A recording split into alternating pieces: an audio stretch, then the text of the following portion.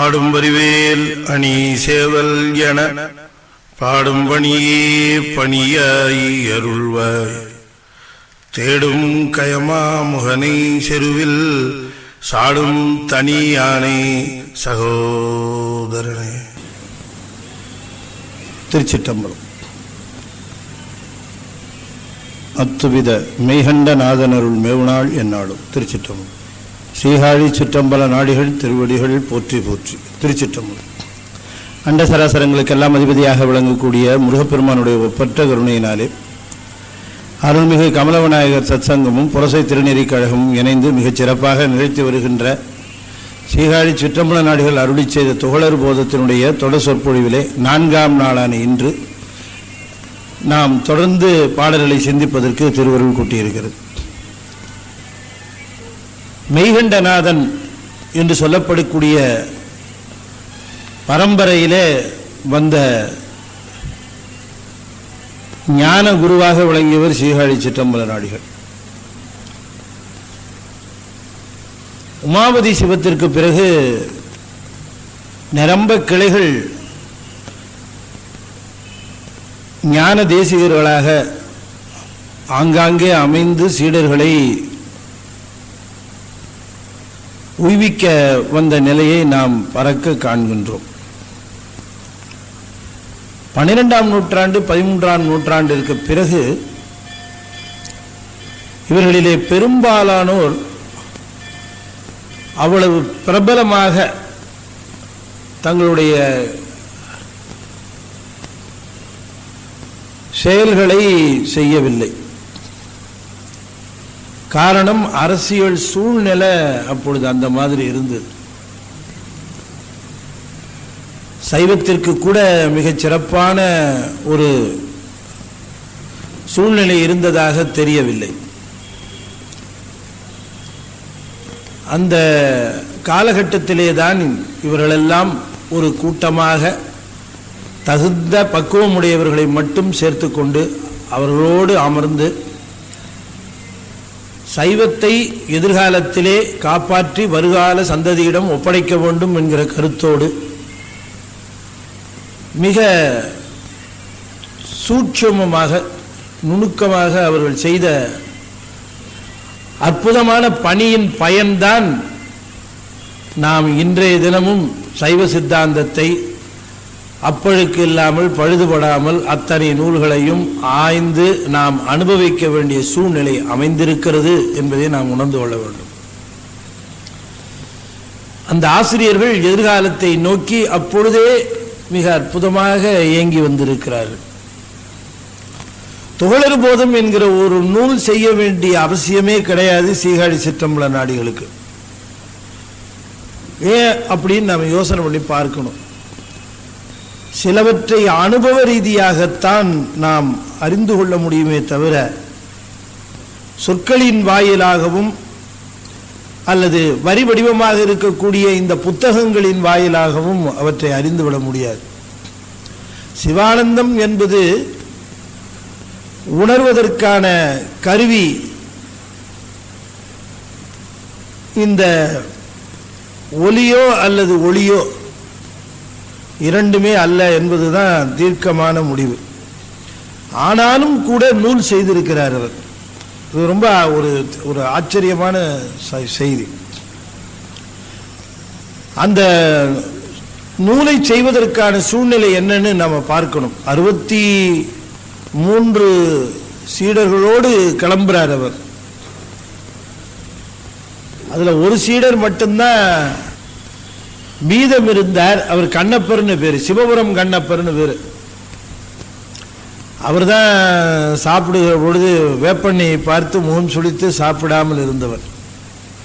அவரைத்தான் சொன்னார், அவிச்சுவை அறிவான் தவச்சுவை அறியான் என்று சொன்னதுனால கிளம்பி போயிட்டார். நெட்டை கூடுவதற்கான தருணம் வந்த பொழுது தனக்கும் 62 சீடர்களுக்கு மட்டும்தான் சமாதி செய்ய சொன்னார் அரசனை விட்டு. 62 பேர் சீடர்களுக்கும் தனக்கும் சமாதி செய்ய சொன்னார். ஆனா சீடர்கள் 63 பேர். அரசனும் சமாதி செய்தான். அதில் எல்லோரும் குருவை வணங்கி போய் அமர்ந்தார்கள். அமர்ந்த உடனேயே ஆளுக்கு ஒரு வெண்பாவாக பாடி நெட்டையில் கூடினார்கள். சுவாமியும் நெட்டை சேர்ந்தார். உடனே அரசன் அவருடைய ஆக்ஞையின்படி எல்லா சமாதிகளையும் மூடிவிட்டார். அந்த நெட்டை என்பது சாயுச்சிய நிலையிலே அமர்ந்த உடனேயே கண்ணப்பர் அப்பதான் சேர்றார். வடக்கே இருந்து பார்க்கிறார், சமாதி இல்லை, தான் போய் உட்கார்றது. அப்பொழுதுதான் கண்ணீர் விட்டு கதறுகிறார். அந்த குருவினுடைய சமாதிக்கு முன்பாக நின்று கண்ணீர் விட்டு கதறிய பொழுது அதனுடைய முகப்பு பிளந்து ஒரு கரம் வெளிப்பட்டு கண்ணப்பரை அப்படியே அலாக்கா தூக்கி மடிமேல அமர்த்தி கொண்டது. உடனே மூடிக்கொண்டது சமாதி. எல்லாரும் நினைத்தார்கள், மற்றவர்களுக்கு கிடைத்த பேரு கண்ணப்பருக்கு கிடைக்கவில்லையே. சுவாமி நெட்டையிலே செல்லுகிற பொழுதே சுவாமி நெட்டையிலே அமருகிற பொழுதே தானும் அமர்கின்ற பாக்கியத்தை இழந்தார்களே நினைச்சாங்க எல்லாரும். ஆனா மற்றவர்களுக்கு கிட்டாத பெரும்பேறு அவருடைய மடியிலேயே அமரக்கூடிய மிகப்பெரிய பாக்கியம் கண்ணப்பருக்கு தான் கிடைச்சு. ஒருவேளை அவரையும் விட்டிருந்தா இந்த பரம்பரை கொஞ்சம் தொடர்ந்து வந்திருக்குமோ என்னவோ. அவரையும் அழிச்சுன்னு போயிட்டார். இந்த 63 பேரோடையும் சேர்ந்த அந்த நிலையிலே சென்றதுனாலே தான் சுவாமி முன்னாலேயே சிந்திச்சு இந்த அனுபவங்களுக்கெல்லாம் நூல் வேணும், தனக்கு பின்னாலே சொல்றதுக்கு ஆள் கிடையாது என்பதற்காக நூலை செய்து தந்தார். துகளர் போதம். துகளர் போதம் என்று சொல்லப்பெறுகிற இந்த நூல் நான் வேறு, எனக்கு தரப்பட்டிருக்கிற தத்துவங்கள் வேறு என்று அறிகிற நிலைதான். அந்த நிலைக்காக அந்த உணர்வு ஏற்பட வேண்டும் என்பதற்காக இந்த துகளர் போதம் என்கிற நூலை தந்திருக்கிறார். எப்பொழுதுமே நம்முடைய உடலை நாம் வியந்து போற்றாமல் அதை எப்பொழுதுமே ஒரு சுமையாக கருத வேண்டும். உடலை நாம் சுகமாக கருதினால் அந்த சுமை தொடர்ந்து வந்து கொண்டே இருக்கும். எப்பொழுது உடலை நாம் சுமையாக கருத ஆரம்பிக்கிறோமோ அப்பொழுதே அது நமக்கு சுகமாக மாற ஆரம்பிக்கும், லேசாக ஆரம்பிச்சிடும். பாடல்களை சொல்லுகிறார். அப்படி அறிந்து நீக்குகிற பொழுது உடலை இது எனக்கு வேறானது என்று உடனே நினைந்து விட முடியாது. இதற்கு பாகுபாடு கூறுகள் உண்டு. அந்த கூறுகளைத்தான் தனியாக பிரிக்கிறார். மொத்தம் நம்முடைய சைவ சித்தாந்தத்திலே இதற்கு 36 கூறுகள் தந்தார்கள். அதில் எல்லாருக்கும் வாய்த்தது 31 கூறு.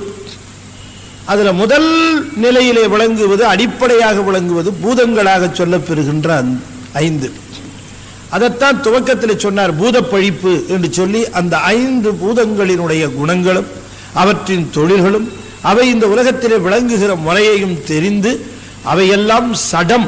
அவைகளுக்கு அப்ப ஜடம்னு சொன்ன உடனேயே என்ன தோன்றும், அவை சித்துப்பொருள் அல்ல என்று தோன்றிய உடனேயே அவைகளெல்லாம் அசித்தாக இருக்கின்ற அவையெல்லாம் மூலப்பொருளாக இருக்கக்கூடிய சித்துப்பொருளாக இருக்கக்கூடிய சிவத்தினுடைய கட்டளையிலே இயங்கக்கூடியவை என்பதை தெரிந்து கொள்ள வேண்டும். அதுதான் நம்முடைய அந்த துவக்க நிலையிலே இருக்கக்கூடியது.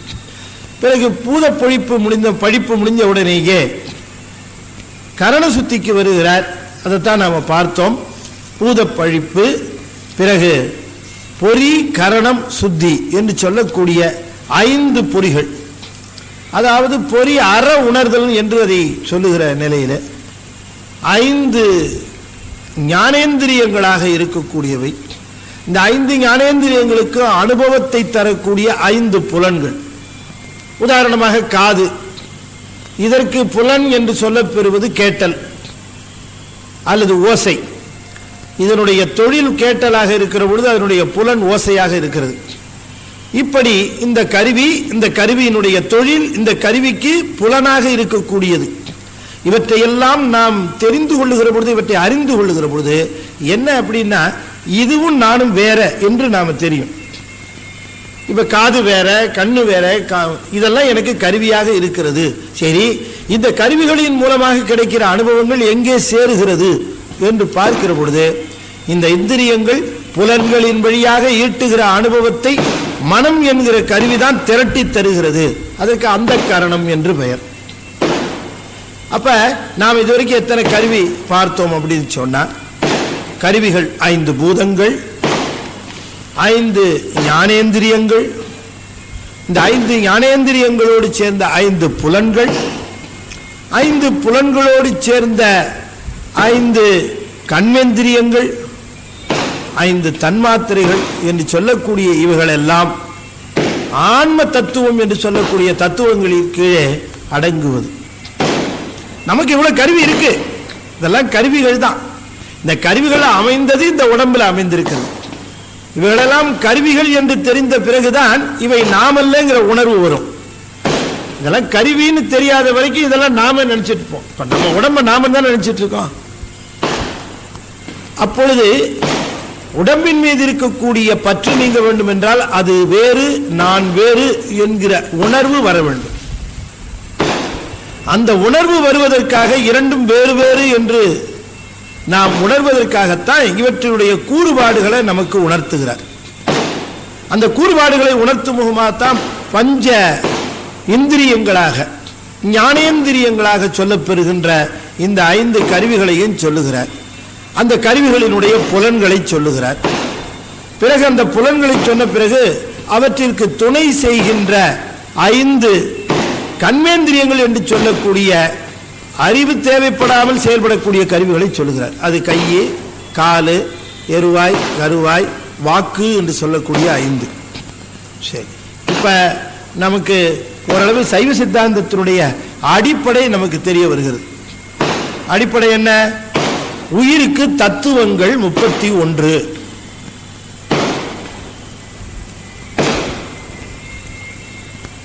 உயிருக்கு தத்துவங்கள் 31. அதுல 31 தத்துவங்கள்ல 5 பூதங்கள், 5 ஞானேந்திரியங்கள். ஞானேந்திரியம் என்னன்னு சொன்ன அரிகருவி, 5 தன்மாத்திரைகள்.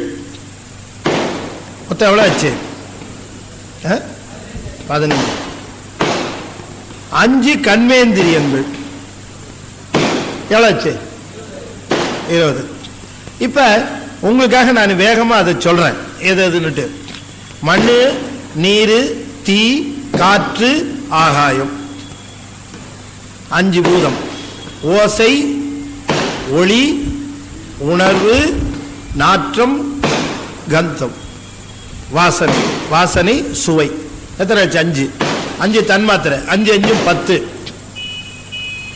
ஞானேந்திரியம் 5: காது, கண்ணு, மூக்கு, நாக்கு, மெய்.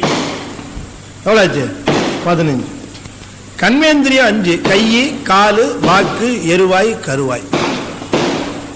15 5 20. இதுல இந்த கண்மேந்திரியம் ஞானேந்திரியத்துல ஒரு ஒற்றுமை. 2லையும் நாக்கு வரும் கருவியா. அது நாக்குன்னு சொன்னா கூட அதனுடைய தொழில் வேற. அது ஞானேந்திரியமா இருக்கிற பொழுது அதுக்கு தொழில் சுவைத்தல், கண்மேந்திரியமா இருக்கிற பொழுது அதற்கு தொழில் பேசுதல். 2லையும் வருவது. அதனால அதுக்கு ஃபங்க்ஷன் 2 in 1 கொடுத்திருக்காரு. ஒரே கருவி, 2 தொழில். அது அறிவோடு செயல்படும் போது அதுக்கு வேலை சுவைத்தல். அதுக்கு அறிவு தேவைப்படாத பொழுது அதுக்கு வேலை பேசுதல். அதனாலதான் சொல்லுவான் அறிவு கட்டத்தனமா பேசாத அப்படிமோ.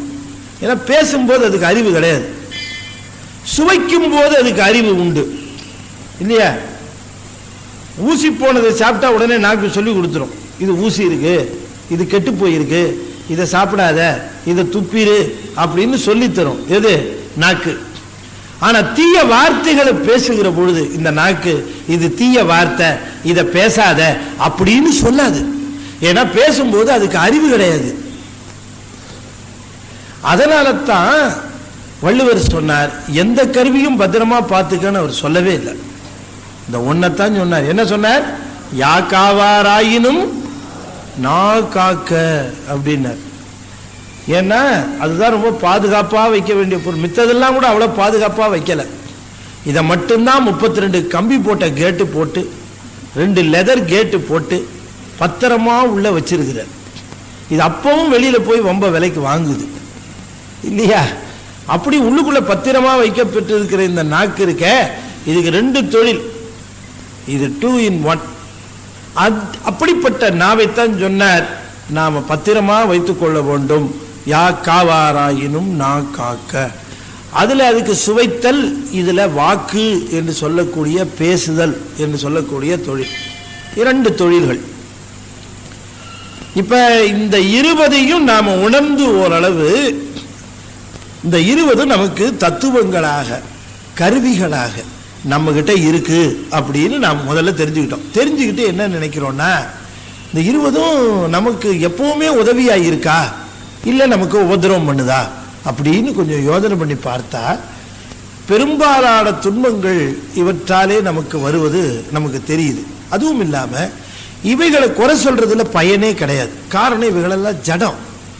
இது இது இப்ப நம்ம நடந்து போறோம், வாசப்படி இடிச்சிருச்சு, காலில் முட்டிடுச்சு, நம்ம உடனே என்ன சொல்லுவோம்? உடனே என்ன சொல்லுவோம்? ரோட்ல போறோம், ஒரு முள்ளு கிடக்குது, காலில் குத்திருது, நாம என்ன சொல்றோம்? முள்ளு குத்திருச்சு அப்படின்னு தான் சொல்லுவோம். ஏன்னா முள்ளு என்னமோ இவன் அட்ரஸை விசாரிச்சு வந்து உன் காலில் நான் குத்தணும் அப்படின்னு குத்துற மாதிரி முள்ளு குத்திருச்சுன்னு எப்படி சொல்லியிருக்கணும்?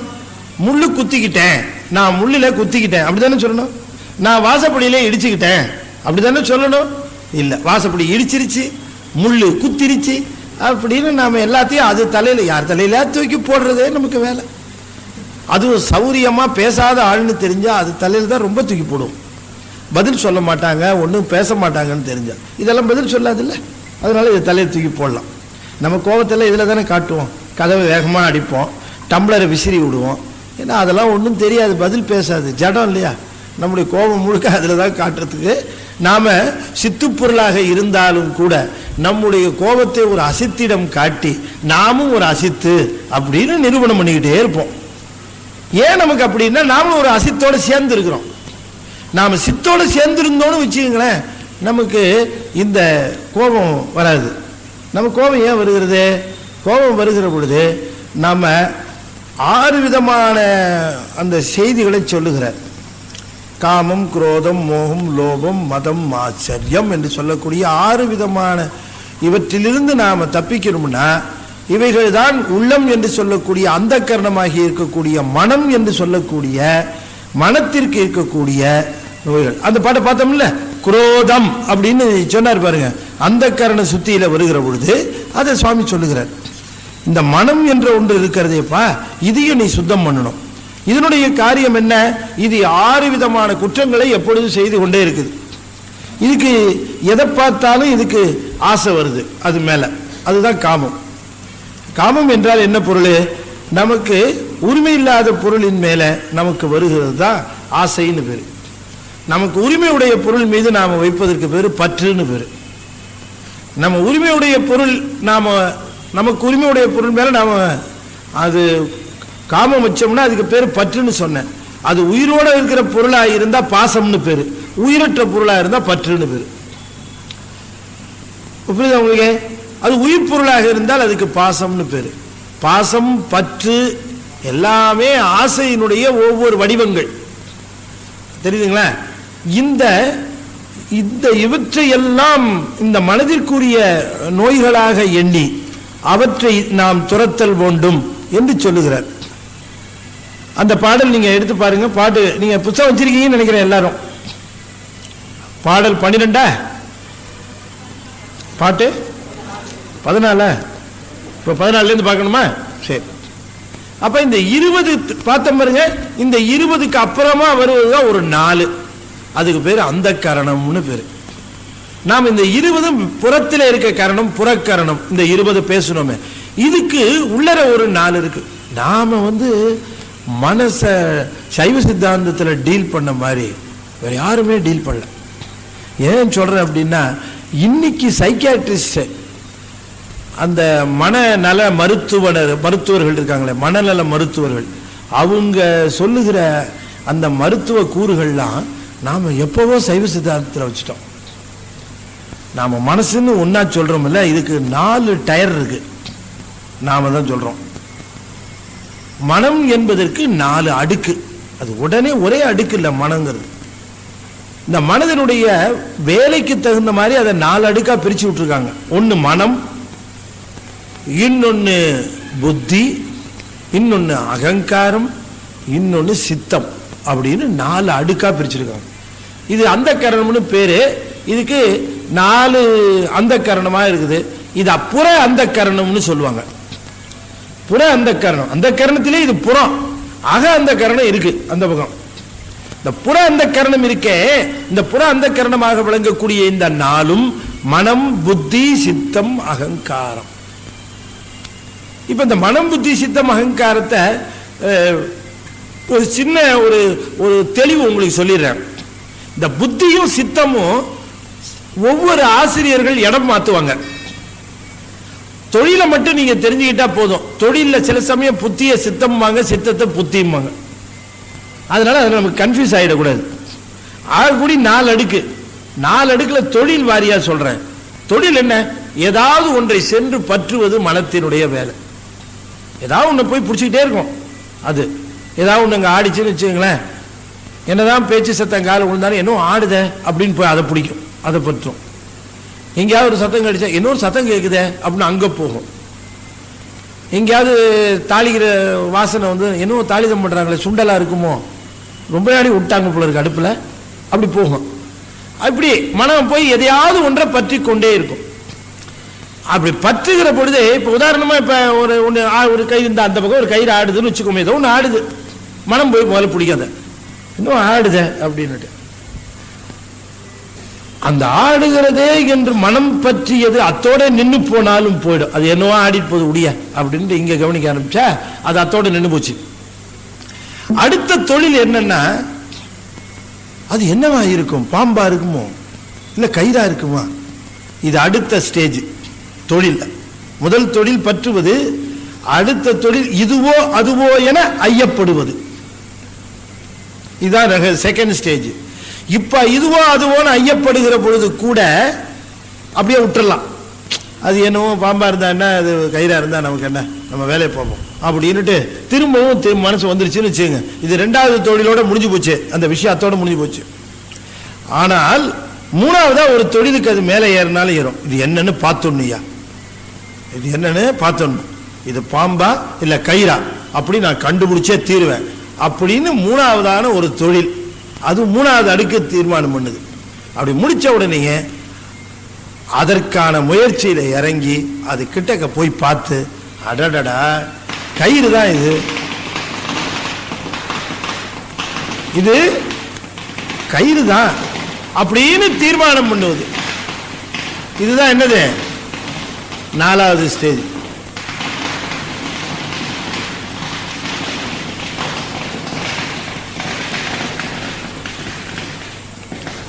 முதல் ஸ்டேஜ் போய் பற்றுவது, 2வது அதுவோ இதுவோ என சந்தேகிப்பது, 3வது இதை நான் தீர்மானிப்பேன் என்று முடிவு கட்டுவது, 4வது இன்னதுதான் என்று முடிவு செய்வது. அப்படி போய் பார்த்துட்டு இது கயிறு தான் அப்படின்னு அப்படி போய் அழகா கையில பிடிச்சோன்னா லொட்டுன்னு ஒன்று போடுவது. ஐயோ இது பாம்புன்னு அப்புறம் தான் தெரியும். அப்ப என்னது, செஞ்ச முடிவு சரியாத்தான் இருக்கணும்னு அவசியம் இல்லை, தப்பா கூட இருக்கும். உங்களுக்கு புரியுதுங்களா? அப்ப பற்றுவதற்கு பேரு மனம்னு வச்சாங்க. பற்றுவதற்கு மனம். இதுவோ அதுவோ என சந்தேகிப்பத புத்தின்னாங்க. இதுவோ அதுவோன்னு சந்தேகிப்பத புத்தின்னாங்க. இதை இன்னதென்று தீர்மானிப்பேன் என்று முனைவது ஆங்காரம் என்றார்கள். இன்னதுதான் என்று முடிவு கட்டுவதை சித்தம் என்றார்கள். புரியுதா உங்களுக்கு? இன்னதுதான் அப்படின்னு முடிவு கட்டுறதுக்கு பேர் என்ன? சித்தம் அப்படின்னு பேர். எது முழுமுதற் பொருள்? இது சாமியா, இது சாமியா, இது சாமியா, இந்த சாமியை கும்பிடுறாங்களே, சென்று பற்றுவது மனம். இதுதான் உண்மையான கடவுளா இருக்குமோ, இல்லை இது கடவுள் இல்லாம இருக்குமோ, இல்லை என்னதுதான் கடவுள்னு நான் தீர்மானம் பண்ணியே தீருவேன் அங்கார். அப்புறமா இதுதான் ஐயா கடவுள், இதான் முழுமுதற் பொருள் அப்படின்னு சிவனை முடிவு பண்ணுகிறவர், சித்தத்துல முடிவு பண்ணுகிறார். அவர்தான் சித்தத்தை சிவன்பாலே வைத்தார்க்கும் அடியேன். அங்க கொண்டு போய் எது நீங்க உறுதின்னு முடிவு பண்ணுகிறீர்களோ அதுதான் சித்தத்துல போய் நிற்கும். நீங்க எதை உண்மை என்று நம்புகிறீர்களோ அதுதான் சித்தத்துல போய் நிற்கும். எது வேணும்னு நினைக்கிறீர்களோ அதுதான் சித்தத்துல போய் நிற்கும். எத்தனையோ கேட்கிறோம், எத்தனையோ பார்க்கிறோம், எத்தனையோ பேசுறோம். ஞாபகம் இருக்கா என்ன? ஞாபகம் இருக்கிறது. திடீர்னு ஒருத்தரை பார்க்கிறோம், எதிர்த்தார் போல ஒருத்தரை பார்க்கிறோம். பார்த்தவொடனே யார் இவரு அப்படின்னு கேட்குது மனம். டக்குன்னு உடனே புத்தி போகுது, இவங்களா இருப்பாங்களா அவங்களா இருப்பாங்க, உடனே அகங்காரம் கண்டுபிடிச்சிடணும் அப்படின்னு போகுது. இதெல்லாம் நான் சொல்றதுக்கு தான் நேரம் ஆகுது. ஆனா அது விரைந்து செயல்படும். உடனே விறுவிறுன்னு என்ன பண்ணுது சித்தம், இது தீர்மானம் பண்ணி ஆகணும் அப்படின்ட்டு விறுவிறுன்னு ஸ்கேன் பண்ணி பார்க்குது. ஏற்கனவே எடுத்த போட்டோகிராஃப்ஸ் எல்லாம் இருக்குது பிரெயின்ல. யார் யாருடைய முகங்கள் வேண்டுமோ அந்த முகங்களை எல்லாம் இங்க பதிவு பண்ணி வச்சிருக்கு. அந்த ஒவ்வொரு முகத்தோடையும் இதை கம்பேர் பண்ணி பார்க்குது. எதை எய்தாப்புல வர காட்சியை பார்க்குது. கம்பேர் பண்ணி பார்த்தா நம்ம சம்சாரம் தான் நிக்குது அப்படின்னு முடிவு பண்ணும். என்னங்க மனைவிக்கேவா இப்படி எல்லாருக்கும், அது நம்ம மனைவியா இருந்தானே குழந்தையா இருந்தானே கணவன் யாரா இருந்தாலும் சரி, காட்சி கண்ணில் படுகிற உடனேயே இது யார் அப்படின்னு முதல்ல கேள்வி போகும் உள்ளார.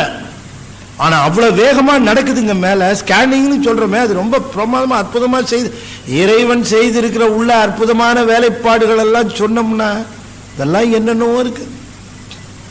இந்த உடம்புல இருந்து போற நரம்புகள் முழுவதும் பிரெயினுடைய மூளையினுடைய கீழ்பாகத்தில் போய் தான் டெர்மினேட் ஆகுது.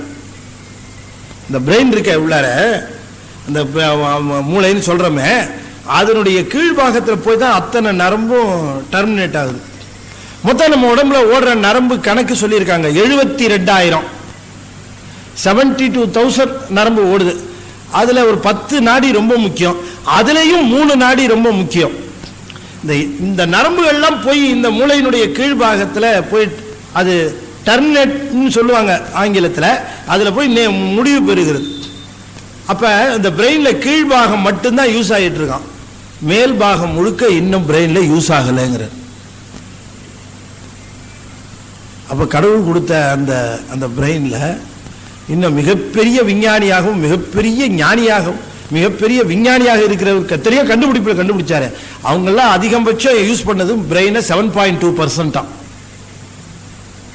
அப்போ என்ன மாதிரி எவ்வளோ பர்சன்ட் யூஸ் பண்ணியிருப்பான்னு சொல்ல வேணாம். அது பாயிண்ட்லெஸ் போயிருக்கும், 0.5 0.4 அந்த மாதிரி இருக்கும். என்ன 7.2, அவங்களே 7.2னா அப்போ இறைவன் எவ்வளோ பெரிய பிரெயினை கொடுத்துருக்கானே இன்னும் யூஸ் பண்ணணும்னு எதிர்பார்க்கலாம். இன்னும் அவன் நிறைய இன்னும் எங்கெங்கெல்லாம் போகிறோம் இந்த பிறப்பினுடைய ரகசியங்களை அறிந்து கொள்வதற்காக இன்னும் எத்தனையோலாம் போகணும். ஐன்ஸ்டீன் கடைசி வரைக்கும் சுவாமி இல்லைன்னார். கடைசியில் கேட்டாங்க அவரை, கடவுள் உங்களுக்கு கடவுளை பற்றி என்ன இப்போ ஏதாவது கொள்கை வேறுபாடு இருக்காங்க? அப்போ கடைசியில் சொன்னார், நிறைய கண்டுபிடிப்பெல்லாம் கண்டுபிடிச்சாச்சு, எனக்கு இப்போ என்ன தோணுதுன்னா என்னைக்காவது ஒரு நாள் நம்ம கடவுளை நெருங்கி விடுவோம் என்கிற உணர்வு தோன்றுகிறதுன்னா. அவர் எப்படி இருக்கு இப்போ அதிகமான அந்த ரகசியங்களை கண்டுபிடிக்க அற்புதங்களை கண்டுபிடிக்க இறைவனுடைய அற்புத வெளிப்பாடு. எதுக்கு சொல்ல வருகிறேன்னு சொன்னால், இந்த மனம் எப்படி செயல்படுகிறது அப்படின்னு பார்க்கிற பொழுது கீழே மனம் சரியில்லைன்னு வச்சுங்க, இதுதான் ஃபர்ஸ்ட் ஸ்டேஜ். இந்த மனசஞ்சலம் உடையவர் இருக்கிறாங்களே, அதுதான் முதல் ஸ்டேஜ். இந்த மனம் குவைட்டாக இருக்காது, எதையாவது பிடிச்சிக்கிட்டே இருக்கும், போய் தாவிக்கிட்டே இருக்கும், ஸ்டேபிளாக இருக்காது. அது சூப்பர் டென்ஷன், ஹை டென்ஷன், அதெல்லாம் பேர் அதுக்கு. அடுத்த ஸ்டேஜ் இருக்கு பாருங்க, அடுத்த ஸ்டேஜ் ரிப்பேர் ஆச்சுன்னு வச்சுங்களேன், அதுக்கு புத்தி பேதலித்தல்னு பேர். அது எப்போ பார்த்தாலும் சந்தேகப்பட்டுக்கிட்டே இருக்கும். தட்டில் கொண்டது நூடுல்ஸ் வச்சா கூட இது நூடுல்ஸா புழுவான்னு சந்தேகப்பட்டு இருக்கும். இதுக்கு என்ன சொல்லுவாங்க, புத்தி பேதலித்தல் பேர். இது செகண்ட் ஸ்டேஜ். எதை எடுத்தாலும் சந்தேகம், யாரையுமே நம்பாது, கூட இருக்கிறவங்க மேலேயே கூட சந்தேகம் வரும். எதுக்காக நம்ம கூட பேசுறாங்க இவங்க, நமக்கு ஏதோ செய்யறதுக்காகத்தான் நம்மளை காலி பண்றதுக்கு தான் பேசிட்டு இருக்கிறாங்க அப்படின்னு சந்தேகப்பட்டுக்கிட்டே இருக்கும். இது புத்தி பேதலித்தல். இது செகண்ட் ஸ்டேஜ். ஃபர்ஸ்ட் ஸ்டேஜில் கியூர் பண்றது கொஞ்சம் ஈஸி, செகண்ட் ஸ்டேஜ் வந்தால் கொஞ்சம் காம்ப்ளிகேஷன். தேர்ட் ஸ்டேஜ் இருக்குது, அதுதான் நான்கிறது. அதுதான் ஹைப்பர் டென்ஷனுடைய எக்ஸ்ட்ரீம். அது தன்னை தவிர வேற எதுவும் யாரும் சொல்றது சரியில்லைங்கிற ஒரு நிலையில போய் நின்றுட்டு இருக்கிறது. கடைசி ஸ்டேஜ் 4வது சித்த பிரம்ம. அதுதான் 4வது. எப்படி பேர் வச்சிருக்கிறாங்க பாருங்க. ஒவ்வொரு ஸ்டேஜுக்கும் ஒவ்வொரு பேர் வச்சு நம்ம 4 நிலையில இந்த மனை. இன்னைக்கு மெடிக்கல் சயின்ஸ்ல சைக்கியாட்ரிஸ்ட் இப்படிதான் டீல் பண்றாங்க வர பேஷண்ட் ஃபர்ஸ்ட் ஸ்டேஜா, செகண்ட் ஸ்டேஜா, தேர்ட் ஸ்டேஜா, ஃபோர்த் ஸ்டேஜான்னு பார்க்குறாங்க. இதை ஏற்கனவே சைவ சித்தாந்தத்தில் ரொம்ப அற்புதமாக டீல் பண்ணிட்டாங்க. ஆனால் ஒன்று நல்லா தெரியுது, யார் திருமுறைகளை நன்றாக ஓதிக்கொண்டு யார் சைவ திருமுறைகளுக்கு அடிப்படையாக விளங்கக்கூடிய சித்தாந்த நூல்களை கற்கிறார்களோ அவர்கள் ஒரு நாளும் சைக்கியாட்ரிஸ்ட்டை போக வேண்டிய அவசியம் ஏற்படாது.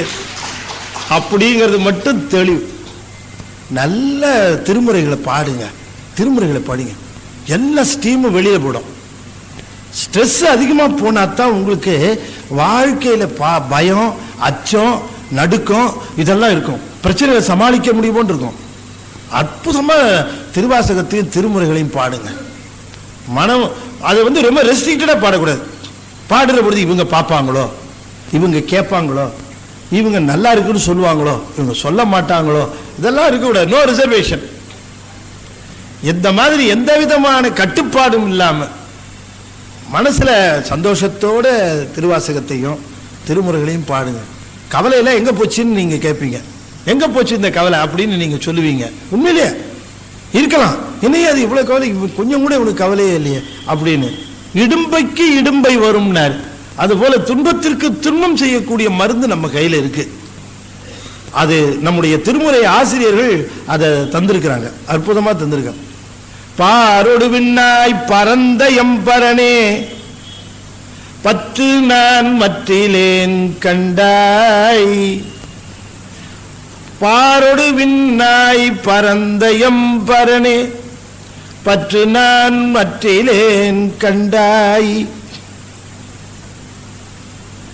சீரொடு பொலிவாய் திருப்பெருந்துறை உரை சிவனே சிவபுரத்தரசே திருப்பெருந்துறை உரை சிவனே ஆரொடு நோகேன் ஆர்க்கெடுத்துரைக்கேன் ஆண்டனி அருளிலையானால் வார்கடல் உலகில் வாழ்கிலேன் கண்டாய். வருக வருக வருக என்று அருள் புரியாயே. மணிவாசகர் கேட்கிறார், பஞ்சபூதங்களாக பறந்து விரிந்திருக்கிற நீ இந்த உலகம் முழுவதும் பஞ்சபூதங்கள்ல விரிந்திருக்கிறாய். எந்த பொருள்ல நீ இல்லைன்னு சொல்றது? எல்லாத்துலயும் தான் இருக்க. ஆனா இந்த கலப்புல நீ எனக்கு வேண்டாம், எனக்கு நீ சுயமா போகணும். அதனால இந்த பொருள்கள் எனக்கு வேண்டாம். இதுல நீ இருக்கிறேன்னு சொல்றாங்க, ஆனாலும் எனக்கு இப்படி கலப்புல வேண்டாம், நீ எனக்கு சுயமா போகணும் அப்படின்னு கேட்கிற. பாரொடு விண்ணாய் பரந்த எம்பரனே பற்று நான் மற்றிலேன் கண்டாய். இதுல எனக்கு எந்த பற்றும் கிடையாது. நான் தான் கிளியரா சொல்லிட்டேனே, பற்று இருக்குங்கிறவனே நீங்க இருக்க வைக்கிறதுல நியாயம் இருக்கு. பற்றே இல்லை, என்ன எதுக்கு இங்க இருக்க வச்சிருக்கேன்னு கேட்கிறாரு. நல்லா ரொம்ப லாஜிக் கொஸ்டின் இல்லைங்களா? வேணுங்கிறவனே இங்க இருக்க வைக்கலாம். எனக்கு அது வேணும் இது வேணுங்கிறவனே எத்தனை நாள் வேணா வச்சுக்கோ. நான் ஒன்றும் வேணாங்கிறேன், என்ன எதுக்கு இங்கே வச்சுட்டு இருக்கிறேன் அப்படின்னு கேட்கிறாரு ஒரு கேள்வி. திருமுறை ஆசிரியர்களுடைய பாடல்கள் முழுவதும் இறைவனிடம் விண்ணப்பிக்கின்ற அந்த விண்ணப்பங்கள் இருக்க, அதை நாம செய்கிற பொழுது அதில் தான் அவருடைய அருள் தோய்ந்து விளங்குகிறது. அந்த அந்த வரிகள்ல, அந்த வார்த்தைகள்ல, அந்த ஒலிகள்ல அந்த ஞானம் ஆனது இழைந்து இழைந்து செல்லும். அப்படி இந்த அந்தக்கரணம் என்று சொல்லக்கூடிய 4 இருக்கு பாருங்க, இதுதான் கொஞ்சம் ரொம்ப டேஞ்சரான ஆளு. இந்த 4 அந்தக்கரணத்தையும் எப்படிடா தப்பிச்சு போறது அப்படின்னு நம்ம பார்க்கணும். இது என்ன கேட்டீங்கன்னா, இது தப்பிச்சு போறதுக்கு முன்னாடி இதோட உதவியே நமக்கு வேண்டி இருக்கு. இதான் முக்கியமான பாயிண்ட். இதை விரோதிச்சுக்கவும் முடியாது. இது ஒரு அளவு வரைக்கும் வேணும், அதுக்கப்புறமா இதை தள்ளி விட்டுறணும், கழட்டி விட்டுறணும். எதை? மனசு புத்தி சித்தம் அகங்காரம் இருக்க, இதை ஒரேடியாவும் கழட்டி விட்டுற முடியாது. கொஞ்சம் தூரத்து வரைக்கும் தேவை, அதுக்கப்புறமா அதை கழட்டி விடணும் இல்லையா? சில சமயம் சில இடத்துல நமக்கு அட்ரஸ் தெரியலன்னு வச்சுக்கோங்க, யாரையாவது பிடிச்சி கூட்டிட்டு தான் போகணும். போய் அட்ரஸை கண்டுபிடிச்சி இடத்துல சேர்ந்ததுக்கு அப்புறமா அவனியமா கூட்டிட்டு வீட்டுக்குள்ள போக முடியும்? அட்ரஸ் காட்டுறதோட சரி, அப்ப போயிட்டு வரீங்களான்னு அனுப்பிச்சிடணும் இல்லையா? அப்படித்தானே செய்வோம். இல்லைன்னா வீட்டுக்கு வரங்க, அப்ப நீ யாரையும் கூட கூட்டு வர கேட்பாரு இல்லையா? அதுபோல் அட்ரஸ் விசாரிக்கிறதுக்கு கூட கூட்டு வர ஆள் மாதிரி தான் இந்த மனங்கிற கருவி. ஒரு லெவல் வரைக்கும் தான் கூட்டு போகலாம். அதுக்கப்புறம் நைஸாக சொல்லி ரொம்ப தேங்க்ஸ் சார், நீங்கள் செஞ்ச உதவியை மறக்கவே மாட்டேன் அப்படின்னு சொல்லி அனுப்பிச்சி வைக்கணும். மறக்க மாட்டீங்கன்னா இந்தாங்க என் ஃபோட்டோ வச்சு ஞாபகமாக வச்சுக்கோங்கன்னா கொடுப்பாங்க, அனுப்பிச்சி விட்டுறணும் போ, அவ்வளோதான். அதை சொல்லுகிறார் இந்த மகாரம். அதே இந்த மனம் புத்தி சித்த அகங்காரத்துக்கு எது செலுத்துகிறது அப்படிங்கிறது இந்த பாடல் சொல்ற. மண்ணும் மகாரம் மனம் செலுத்தும், புத்தியினை உண்ணும் உகாரம் உபகரிக்கும், முன்னாகும் அங்காரம் தன்னை அகாரம் செலுத்தியிடும், நீங்காத சித்தம் விந்து நேர். இந்த 4 நிலைகள் இருக்குன்னா 4 நிலைகளையும் வைப்ரேட் பண்றதுக்கு மூல காரணமாக விளங்கக்கூடிய அட்சரம் ஒலி. இது என்னன்னு கேட்டீங்கன்னா, இந்த உள்ள வச்சிருக்கிற இந்த டிவைசஸ் எல்லாம் இருக்கு பார்த்தீங்களா. நீங்க விஸ்வேஸ்வரய்யா மியூசியம் போயிருக்கீங்களா? யாராவது பெங்களூர் விஸ்வேஸ்வரய்யா மியூசியம், ஒருத்தர் கைது 2 பேர் அது அங்கே போனீங்கன்னா நிறைய ஒரு ஒரு ஒரு தனி செக்ஷன் ஒன்று இருக்கும். அந்த செக்ஷன் போனீங்கன்னா ஹலோ அப்படின்னீங்கன்னா கதவு திறக்கும். குட் மார்னிங்னு சொன்னீங்கன்னு வச்சுக்கீங்களேன், உடனே லைட்டெல்லாம் எரியும். எல்லாமே உள்ள சவுண்ட் ஆக்டிவேட்டட் டிவைசஸ் வச்சிருப்பாங்க, எல்லாமே சவுண்ட் ஆக்டிவேட்டட். இன்னும் ஃபாரின்லாம் பார்த்தீங்கன்னா இப்போல்லாம் லாக் அண்ட் கீழே எப்படி வச்சுட்டோம் அப்படின்னு சொன்னால், எப்படி லாக் வச்சாலும் திறக்கிறான். என்ன இவன் லாக்கை இவன் கண்டுபிடிக்கும் போதே அதை ஓப்பன் பண்ணுறதுக்கு என்ன வழின்னு அவன் கண்டுபிடிக்கிறான். ஒன்றும் பண்ண முடியல. அதுக்காக இப்போ எல்லாம் எப்படி பண்ணியிருக்கிறான்ல கதவு திறக்கிறதுக்குன்னா, அந்த ஓனருடைய வாய்ஸ், அந்த ஓனருடைய கண்ணு, அந்த ஓனருடைய தம்பு, இப்படியெல்லாம் வச்சா தான் அது ஓப்பன் பண்ணும். இது சென்ஸ் பண்ணும். அங்கே ஒரு சென்சர் வச்சுருப்பான். கண்ணுக்கு ஒரு சென்சர், இதுக்கு ஒரு சென்சர், அப்படின்னு வாய்ஸுக்கு ஒரு சென்சர், இதெல்லாம் சென்சர். இந்த சென்சருக்கு தான் அது. என்ன மாதிரியே யாராவது ஒருத்தர் எவ்வளவுதான் முயற்சி பண்ணி பேசினா கூட கதவு திறக்காது. இவங்க போய்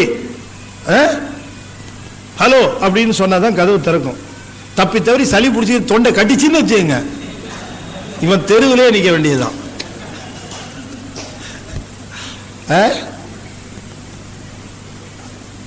அது மாதிரி வச்சிருக்கிறான் சவுண்ட் ஆக்டிவேட்டட் டிவைசஸ். நீங்க பாத்தீங்கன்னா பெங்களூர்ல நிறைய சவுண்ட் ஆக்டிவேட்டட் டிவைஸ். பெங்களூர்ல உதாரணத்துக்காக சொன்னேன், நிறைய இடங்கள்ல வந்து சவுண்ட் ஆக்டிவேட்டட் டிவைஸ், உங்க ஒலியை வச்சே ஆப்ரேட் பண்ணக்கூடிய சவுண்ட் ஆக்டிவேட்டட் டிவைஸ். அது போல நம்முடைய உடல்ல இருக்கக்கூடிய கருவிகள், பல கருவிகள் சவுண்ட் ஆக்டிவேட்டட் டிவைசஸ். சவுண்ட்ல ஆக்டிவேட் ஆகும். அப்படி சவுண்ட்ல ஆக்டிவேட் ஆகும் பொழுது அந்த அக்ஷரம் எந்த அக்ஷரத்துக்கு அது ஆக்டிவேட் ஆகுதுன்னு கண்டுபிடிச்சிருக்கிறாங்க. உள்ளாரை வந்து ஓம்காரம் என்று சொல்லக்கூடிய அந்த பிரணவ ஆற்றல் இருக்கு பாருங்க. இந்த பிரணவ ஆற்றல் ஒலிகளை, அதுதான் பிரணவங்கிறது வேற ஒன்றும் இல்லை, அது ஒலியினுடைய வடிவாக விளங்கும். அதுல நாதம் இருக்கு, விந்தும் இருக்கு. இந்த நாதம் என்று சொல்லக்கூடிய ஒலிகளை அது கிளப்பிக்கிட்டே இருக்கும். எப்படி வந்து அந்த அந்த இதுல இருந்து பல்சஸ் ஆஃப் எனர்ஜின்னு பெறுது, அப்படியே கிளம்பிக்கிட்டே இருக்கும். அது போயிட்டே இருந்தா தான் நம்ம ஆக்டிவா இந்த உலகத்தில் இருக்க முடியும். அது அது கிளப்புகிற அந்த ஒலி அலைகள் இருக்கு பாருங்க, ஒலி கற்ற, அதுல அகரம் உண்டு, உகரம் உண்டு, மகரம் உண்டு. இந்த மகரம் இருக்கு பாருங்க, அது போய் தான் இந்த மனசை ஆக்டிவேட் பண்ணும். இந்த மகரங்கிற அக்ஷரம் இருக்க, அதுதான் அந்த மனசை ஆக்டிவேட் பண்ணும். அடுத்தது உகரம் இருக்கு பாருங்க, அது போய் தான் புத்தியை ஆக்டிவேட் பண்ணும். அடுத்தது அகரம் இருக்கு பாருங்க, அதுதான் அகங்காரம். என்னதான் டிசைட் பண்ணுவேன் அப்படின்னு இருக்குது பாருங்க. இது இப்ப நாம பாருங்க, இந்த மனசு கொஞ்சம் இதா இருக்கு, இதெல்லாம் சரியா இல்லை அப்படின்னு சொன்னா, நீங்க இப்ப வந்து மாத்திரை மருந்து சாப்பிடுங்க சைக்காட்ரிஸ்ட் போய். ஆனா நீங்க பாருங்க, நல்லா இது நல்ல ஒரு தெளிவு கொடுத்துருக்காங்க. இந்த ஓம்காரம் என்று சொல்லக்கூடிய பிரணவத்தை தியானத்துல, இப்ப யோகத்துல சொல்லி இருக்கிறாங்க. இந்த யோகத்தை திருமலை நல்லா பேசுறாரு. இந்த யோகத்தை நீங்க வந்து ரொம்ப கவனமா கையாண்டு தியானத்துல ஓங்காரத்தை எப்படி பிடிக்கிறதுன்னு சொல்லி இருக்கிறாங்க. இந்த ஓங்காரத்தை பிடிச்சா இந்த 4 லெவலுமே சரியாயிடும். இந்த இது நான் சொல்றது ரொம்ப பெரிய ஒரு மெடிக்கல் சமாச்சாரம் சொல்லிட்டு இருக்கிறேன். இப்ப மனநலம்ங்கிறது தான் இப்ப ரொம்ப பெரிய பிரச்சனையா இருக்கு. ஃபாரின்ல எல்லாம் பாத்தீங்கன்னா ஒரு மாசத்துல ஒரு நாள் அப்பாயின்மெண்ட் வாங்கி வச்சிருவான் எல்லாருமே. ஒரு நாள் அப்பாயின்மெண்ட் என்னன்னா, ஒரு நாள் அப்பாயின்மெண்ட் பல்லுக்கு, ஒரு நாள் அப்பாயின்மெண்ட் இந்த சைக்கியாட்ரிஸ்டுக்கு, ஒரு நாள் அப்பாயின்மெண்ட் கண்ணுக்கு இப்படிலாம் பார்த்து வச்சிருக்கான். ஒவ்வொரு நாளும் அப்பாயின்மெண்ட் வாங்கி வச்சிருக்கான். அதெல்லாம் பார்க்கறதுக்கு டாக்டருக்கு அது சில ஸ்பெஷலிஸ்ட் உண்டு. அங்கே ஸ்பெஷலிஸ்ட் தான், எங்கே போனாலும் ஸ்பெஷலிஸ்ட்டு, அந்தந்த ஸ்பெஷலிஸ்ட் உண்டு. அந்த ஸ்பெஷலிஸ்ட்டை பற்றி வேடிக்கையாக ஒரு இடத்துல எழுதிருந்தான். ஒருத்தன் பல்லு வலிக்குதுன்னு போனான். பல்லு வலிக்குதுன்னு போனோடனே நேராக போனான் டாக்டர். என்ன அப்படின்னு கேட்டான். டாக்டர் பார்க்கணும். என்ன டாக்டர் பார்க்கணும் அப்படின்னா, பல்லு வலிக்குது அப்படின்னா. சரி, மேலே பல்லு வலிக்கிற டென்டிஸ்ட் ஸ்பெஷலிஸ்ட் இருக்கார், 7வது மாடி போன்னு லிஃப்ட்டில் தள்ளி விட்டான். 7வது மாடிக்கு போனான். 7வது மாடிக்கு வந்தவுடனே அவன்கிட்ட போனான். என்ன அந்த பல்லு வலிக்குது, லெஃப்ட் சைடா ரைட் சைடா அப்படின்னு கேட்டான். லெஃப்ட் சைடு தான். லெஃப்ட் சைடுக்கு ஒரு ஸ்பெஷலிஸ்ட் இருக்காரு, அங்கே போ அப்படின்னு அந்த பக்கம் தள்ளி விட்டான். அங்கே போய் சேர்ந்தான். அங்கே போய் சேர்ந்தோடனே, அப்பா பல்லு வலிக்குதுப்பா அப்படின்னா. எந்த பக்கம்னா, லெஃப்ட் சைடு. லெஃப்ட் சைடா, சரி மேலையா கீழையா அப்படின்னா. அவன் முடிவுக்கு வந்துட்டான். இந்த பாடியிலேருந்து கீழே குதிச்சா தானா பல்லு வலி போயிடும். இவனுங்க கிட்ட மாட்டிக்கிட்டு இவ்வளோ ஸ்பெஷலிஸ்ட் உண்டு. அங்க எதுக்கு எடுத்தாலும் ஸ்பெஷலிஸ்ட், அங்க எல்லாத்துக்கும் ஸ்பெஷலிஸ்ட். சரி, மேலே கீழே ஆனவனு தான் முடிஞ்சிருச்சு நீங்க நினைச்சீங்களா? இல்ல, அதுல ஒவ்வொரு பல்லுக்கும் ஒரு ஸ்பெஷலிஸ்ட் உண்டு. லெஃப்ட் கீழ் பல்லு எல்லாத்துக்கும் ஒவ்வொரு ஸ்பெஷலிஸ்ட் உண்டு. அந்த ஸ்பெஷலிஸ்ட்டை பார்த்தா தான் அந்த பல்ல அவர் எடுக்கிறதுக்கு அப்பாயின்மெண்ட் கொடுப்பாரு. அப்பதான் வரணும் அது எடுக்கிறதுக்கு. எதுக்கு சொல்ல வரேன்னா, இந்த தியானம் அது ஒரு பெரிய ஒரு ஒரு சப்ஜெக்ட், அதுக்கு வரலாம். அப்புறம் இந்த கருப்பொருளாக இருக்கக்கூடிய ஓங்காரம் சரியா வைப்ரேட் ஆகலைன்னா இவங்களுக்கு இந்த மன சம்பந்தப்பட்ட பிரச்சனைகள் இருக்கும். இது இதை வந்து எங்கேயும் நீங்க போய் கோட் பண்ண, இது அடியனுடைய கண்டுபிடிப்பு, அடியனுடைய ஆய்வினுடைய விளைவு இது. இதை உடனே நீங்க டக்குன்னு யாராவது ஒருத்தர் என்ன போய் டாக்டர்கிட்ட போய் நின்று, சார் நீங்க தியானம் சொல்லி கொடுங்கன்னா அவர்கிட்ட போய் சொல்லுங்க. அது அவங்க பார்க்கட்டும், அது ஒரு தனி இது. நம்ம தெரிஞ்சுக்கணும் இல்ல, நாம சைவ சித்தாந்தம் வந்திருக்கோம் இல்ல. இதுல சொல்றாரு பாருங்க, மண்ணு மகாரம் மனம் செலுத்தும், புத்தியினை உண்ணும் உகாரம் உபகரிக்கும், முன்னாகும் ஆங்காரம் தன்னை அகாரம் செலுத்திவிடும். இந்த ஓம்காரம் என்று சொல்லக்கூடிய ஒரு மந்திரத்தை நிறுத்துற மெத்தடு தான் இந்த யோகத்துல காத்த உள்ள இழுத்து உள்ள நிறுத்தி வெளியில விடுறது. பூரகம், கும்பகம், ரேசகம் அப்படின்னு. இந்த பூரகம்ங்கிறது 16 லெங்க்த்து, கும்பகம்ங்கிறது 64 லெங்க்த்து, ரேசகம்ங்கிறது 32 லெங்க்த்து அப்படின்னு சொல்லியிருக்கிறாங்க. இது இந்த மாதிரி இந்த பிராணாயாமத்தை கம்ப்ளீட் பண்ணி இந்த தியானங்கிற ஸ்டேஜ் வருகிற பொழுது இந்த ஓம்காரம் நல்லா ஆக்டிவேட் ஆகும். இந்த மூச்சு காத்தை எப்படி உள்ள இழுத்து நிறுத்தி வெளியே விடுறதுக்கு காலக்கணக்கை எப்படி கணக்கிடணும் அப்படின்னு சொன்னா, இதை அகர உகர மகத்துல வச்சு கணக்கு பண்ணணும். அப்படின்னா ஒரு மாத்திரை, இம் அப்படின்னா 2 மாத்திரை. இப்ப இந்த மாத்திரை 16ன்னு சொன்னா 8 தடவை அகர உகர முகத்துல 8 தடவை பிரிச்சு சொல்லணும். இதை இன்னொரு விதத்தில் சொல்லணும்னா, நீங்க சிவன்னு சொன்னீங்கன்னா 2 மாத்திரை, சிவசிவ சொன்னா 4 மாத்திரை, 4 தடவை சொன்னீங்கன்னா 16 மாத்திரை, 4 தடவை சிவசிவ சொன்னீங்கன்னா 16 மாத்திரை. சிவசிவ என்னிட தீவினையாளர், சிவசிவ என்னிட தீவினை மாடும், சிவசிவ என்றிட தேவரும் அவர், சிவசிவ என்றிட சிவகதிதானே. இந்த சிவசிவன் சொன்னது இந்த 4 தடவை சொல்லியிருப்பார் பாருங்க. இதுதான் பூரகத்துக்கு சொன்னது.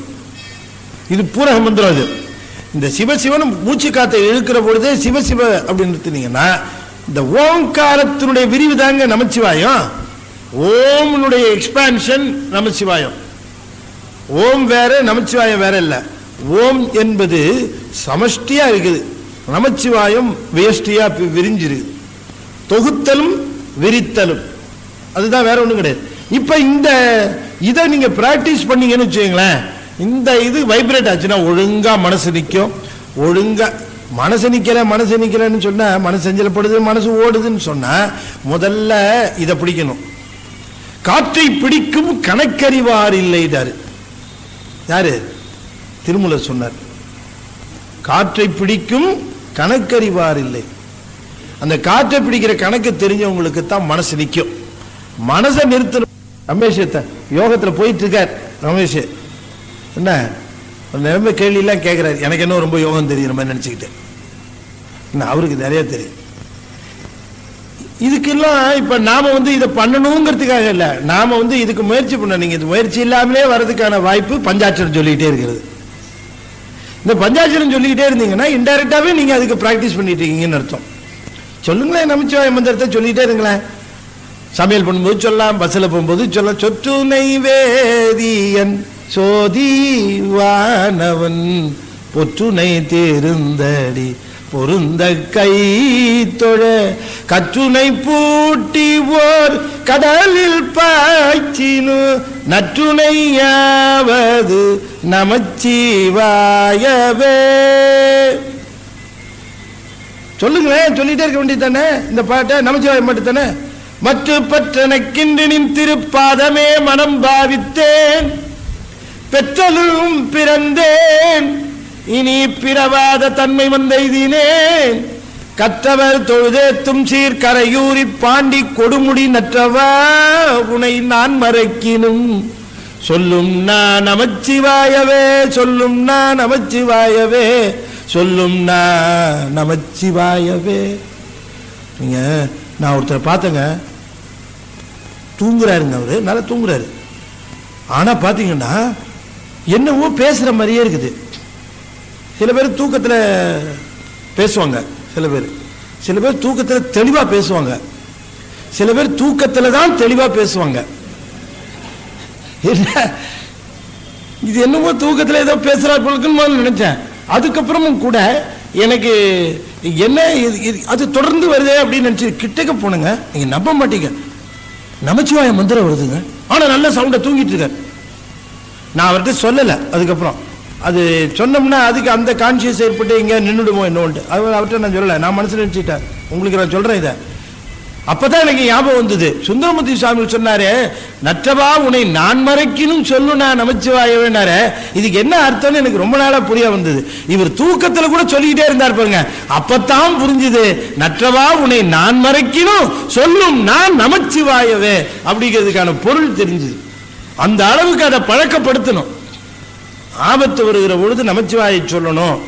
சொன்னா நம்மளை காப்பாற்றணும்னா ஆபத்து வர நேரத்தில் சொல்ல வரணுமே. நமக்கு எப்போ ஆபத்து வருதுன்னு பார்த்துக்கிட்டே இருந்து நமச்சிவாயை சொல்லணும் சார், தயாரா இருக்கணும் அப்படின்னு நான் சொல்ல முடியும். இதை ஏற்கனவே நீங்க கணித்து கணித்து கணித்து கணித்து பழக்கப்பட்டிருந்தா தானா வந்துடும் அந்த நேரத்தில், இல்லைங்களா? அப்ப அது இந்த பஞ்சாட்சரம் என்று சொல்லுவதுதான் இந்த ஓம்காரம். இந்த 4 அந்த கரணமும் நல்லா வைப்ரேட் ஆகணும் அப்படின்னா ஓம்காரம் பிரணவம். அந்த ஓ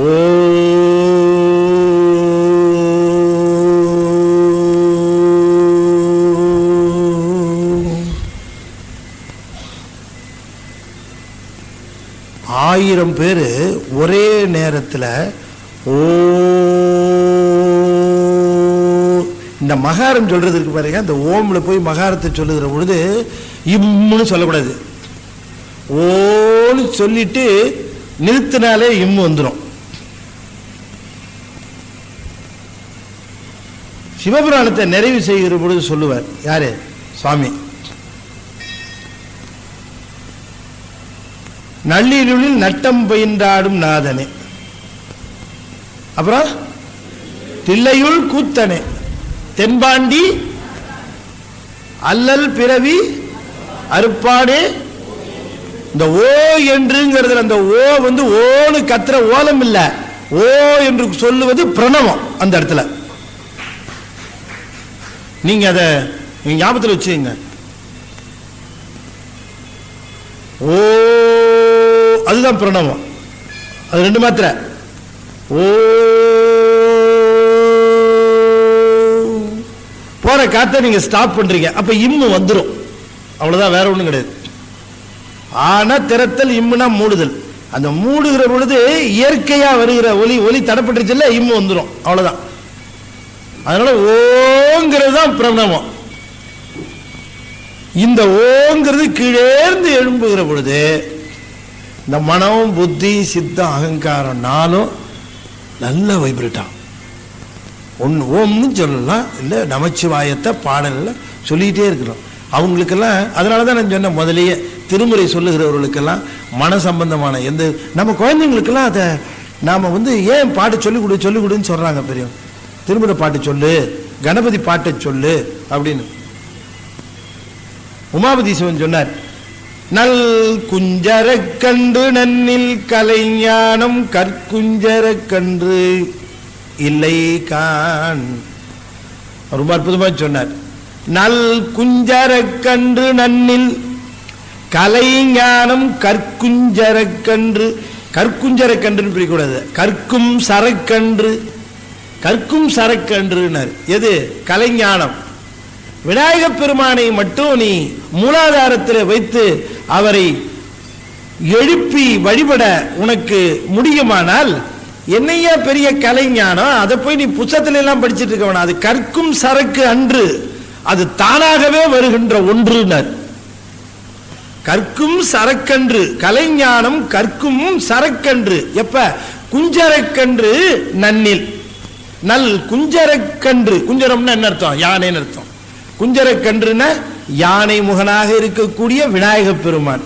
நல் குஞ்சரக்கன்று நன்னில் கலைஞானம் கற்கும் சரக்கன்று.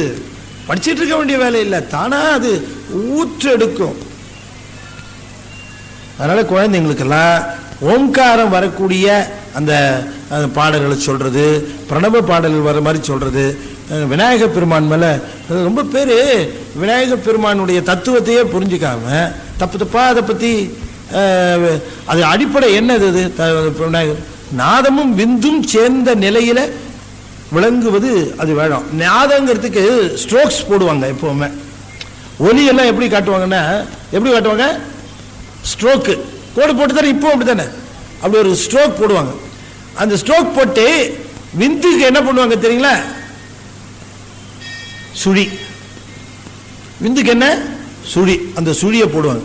அப்படி ஒரு ஸ்ட்ரோக் போட்டு இப்படி ஒரு சுழியை போட்டீங்கன்னு வச்சுங்களேன், அப்படியே துதிக்க மாதிரியே இருக்கும்.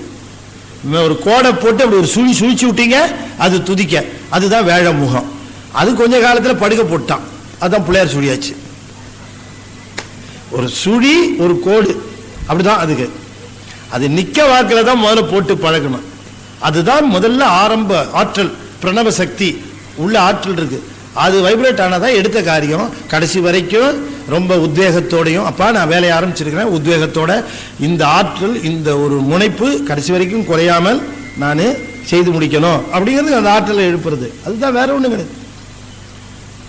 மூட நம்பிக்கைகளே இல்லாத ஒரு சமயம்னு ஒன்று சொல்லணும்னா அது நம்முடைய சைவ சமயம் மட்டும்தான் என்பதை நீங்க அவசியமா தெரிந்து கொள்ள வேண்டும். எவனாவது ஏதாவது மூட நம்பிக்கை இருக்குன்னு சொன்னானா அவனை அப்படியே சிண்டை பிடிச்சி என்கிட்ட கொண்டு வாங்க. பிடிக்க சிண்டு இல்லைன்னா விட்டுருங்க. ஒரு கூட நம்பிக்கை எல்லாமே லாஜிக், இங்க எல்லாம் கொஸ்டினுக்கு ஆன்சர் இருக்கு. தப்பு தப்பா ஐதீகம் கதை, எங்கேயாவது புராண கதை, இந்த தல புராண கதை அது இதுன்னு ஏதாவது அதை வச்சு கோட் பண்ணி நம்ம பேசக்கூடாது. ஆத்தன்டிகேட்டடா 14 சித்தாந்த நூல்ல இருக்கணும், இல்லைன்னா 12 திருமுறையில் இருக்கணும். இதெல்லாம் பார்த்தீங்கன்னா அதெல்லாம் அவ்வளோ ஆத்தன்டிகேட்டடா இருக்கு. அதனால இப்ப தெரியுதுங்களா இந்த 4 எப்படி செலுத்துதுன்னு? எல்லாம் மண்ணு மகாரம் செலுத்தும், உகாரம் புத்தியினை செலுத்தும், ஆங்காரம் தன்னை அகாரம் செலுத்திடும், நீங்காத சித்தம் விந்து என்று சொல்லக்கூடிய இந்த ஆற்றல்கள் எல்லாம் சவுண்ட் ஆக்டிவேட்டட் டிவைசஸ் இருக்கக்கூடிய மனதை ஒலிகளே இயக்குகின்றன. அந்த அக்ஷரம் அதுக்குரிய ரெஸ்பான்சிபிள், அந்த அக்ஷரம் அதை இயக்குது. அதை சொல்லுகிறார். அந்த கரணம் அகல அதில் கூடும் தொந்த கலாதி துரிசருமே பந்திக்கும் சித்தமல மறுத்து தீர உனக்கேற ஒத்தபடியே உணர். இந்த 4 கரணங்கள் இருக்கு ஐயா. இந்த அந்த கரணம், இது புற அந்த கரணம். இந்த புற அந்த கரணங்களை உண்மையிலே செலுத்துற ஆள் யார் தெரியுமா? உள்ளார அக அந்த கரணன்னு ஒரு 7 பேர் இருக்கா ஐயா. அவங்களுக்கு பேர் கலாதி தத்துவங்கள்னு பேர். அந்த 7 பேர்னால தான் இவர்கள் இயக்கப்படுகிறார்கள். அப்ப நாம் என்ன நினைக்கிறோம்? இந்த மனங்கிறது கூட ஒரு ஸ்டேஜ் தான், இதையும் இயக்கக்கூடிய உள்ளார ஒண்ணு இருக்குது. அது என்ன அப்படின்னு கேட்டா அதுதான் இந்த அந்த கரணம் அகல அதில் கூடும் தொந்த கலாதி துரிசு அருமே பந்திக்கும் சித்தமல மறுத்து தீர உனக்கேற ஒத்தபடியே உணரு. இந்த அந்த கரணங்கள்லாம் தத்தம் செயல்களில் போவதற்கு காரணம் உள்ளே கலை, காலம், நியதி, கலை, வித்தை, அராகம், மாயை என்று சொல்லக்கூடிய 7 விதமான தத்துவங்கள் உள்ளே இருக்கு. அவைகள் தான் இந்த மனங்களை கருவியா பயன்படுத்தி அதன் மூலமாக வெளியில இருக்கக்கூடிய பொறிகளை எல்லாம் இயக்கி கொண்டிருக்கிறது. இது எத்தனை ஸ்டேஜில் நடக்குதுன்னு பாருங்க. ஃபர்ஸ்ட் ஸ்டேஜ் புறக்கரணங்கள் எல்லாம் 20 இருக்குது. அடுத்த ஸ்டேஜ் அந்த கரணமாக விளங்கக்கூடிய மனம் புத்தி சித்தாங்க, இது செகண்ட் ஸ்டேஜ். மூணாவதா உள்ள ஒரு ஸ்டேஜ் இருக்கு, அதுதான் கலாதி தத்துவங்கள் என்று சொல்லக்கூடிய வித்யா தத்துவங்கள். இந்த மொத்தம் எல்லாத்தையும் சேர்த்தீங்கன்னா 31 தத்துவம் வரும். வெளியில 20, உள்ள நடுவில் 4, இந்த பக்கம் ஒரு 7, 20 4 24 7 31. இந்த 31 தத்துவங்கள் தான் நாம முதல்ல வெல்ல வேண்டியவை. இவைகள் எல்லாம் வெல்லன்னா என்ன அர்த்தம்? வெல்றதுன்னா கத்தி எடுத்து எல்லாத்தையும் ஒன்னொன்னு குத்திட்டு இருக்கணுமா? சண்டையா பொண்ணு? வெல்றதுன்னா அது கிடையாது. வெல்றதுன்னா என்ன? யாராவது ஒருத்தர் சொல்லுங்க பார்க்கலாம். என்னங்க? உணர்ந்து நீங்குதல்.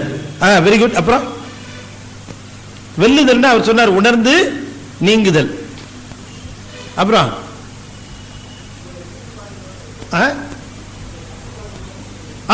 அற்புதம், அங்க பாடியை ரொம்ப சரியா சொல்லிட்டார். வெல்லுதல் என்பது if it is under your control வென்றாச்சுன்னு அர்த்தம். இன்னதான் நீ சாப்பிடணும்னு சொன்னா கேட்டுச்சுன்னா உங்க கண்ட்ரோல்ல இருக்குன்னு அர்த்தம். இன்னதான் நீ சாப்பிடணும்னு அது சொல்லிச்சுன்னா நீங்க அதிகம் கேட்டீங்கன்னா அதோட கண்ட்ரோல்ல நீங்க. அவ்வளவுதான். வெல்லுதுன்னா வேற ஒண்ணும் கிடையாது. இன்னைக்கு இதுதான் அப்படின்னா கேட்கணும். அது இல்லையா? நேத்து கொடுத்திய, நேத்து ரொம்ப நல்லா இருந்துச்ச, அதே மாதிரி இன்னைக்கும் கொடு அப்படின்னா, நேத்து ஒருத்தர் கூட்டிட்டு போய் கொடுத்தாங்க, கிடைச்சது, கிடைச்சதுல சாப்பிடு. அப்ப கிடைக்கலன்னா அதையே நினைச்சிட்டு இருக்கிற. இப்ப இன்னைக்கும் கிடைக்கணும்னா இன்னைக்கு என்ன கிடைக்குதோ அதை சாப்பிடு.